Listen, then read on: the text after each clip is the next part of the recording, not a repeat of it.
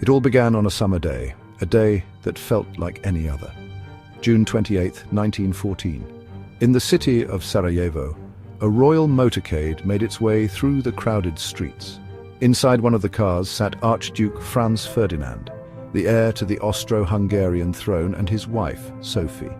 But beneath the surface of the polite applause and waving flags, a dangerous current was flowing.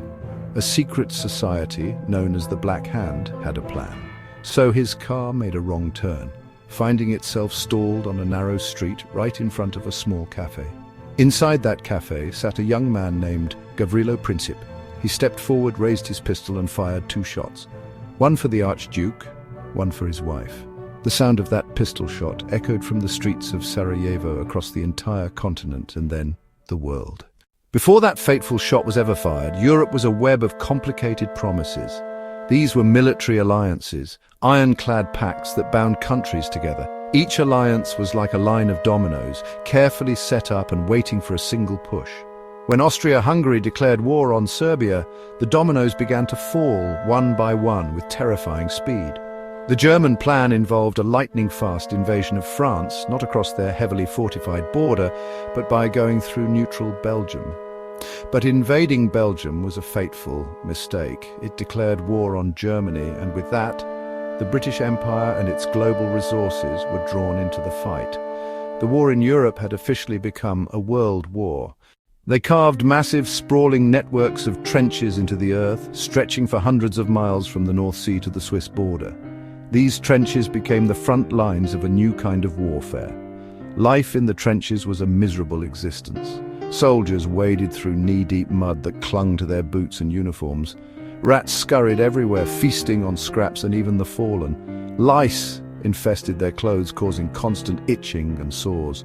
The air was thick with the stench of unwashed bodies, rotting food and decay. Rain seeped into every corner, turning shelters into soggy pits. At night, the distant thunder of artillery and the cries of the wounded haunted their sleep. Soldiers wrote letters home by candlelight, trying to hold on to hope.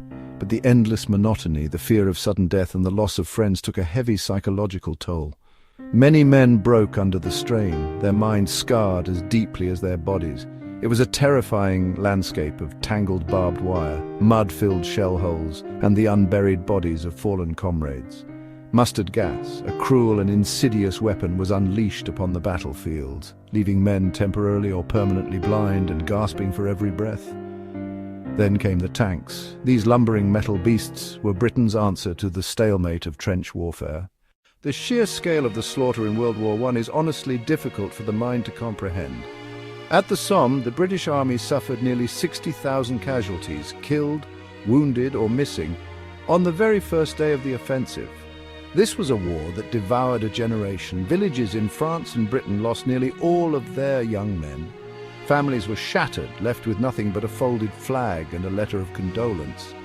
They suffered from a condition that was then called shell shock, what we now understand as post-traumatic stress disorder or PTSD. With the men away fighting, women stepped into roles they had never occupied before. They worked in factories, building the weapons and munitions for the war effort. At the 11th hour of the 11th day of the 11th month, the guns on the Western Front fell silent.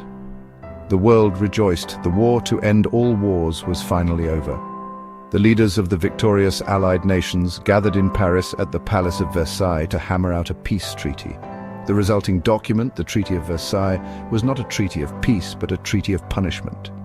Germany was stripped of its colonies, its military was severely restricted, and it was ordered to pay crippling reparations, a sum so vast it would be impossible to repay.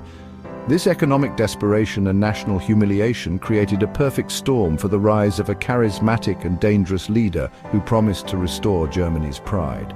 His name was Adolf Hitler. The unresolved issues of the First World War cast a long and dark shadow over the 2 decades that followed.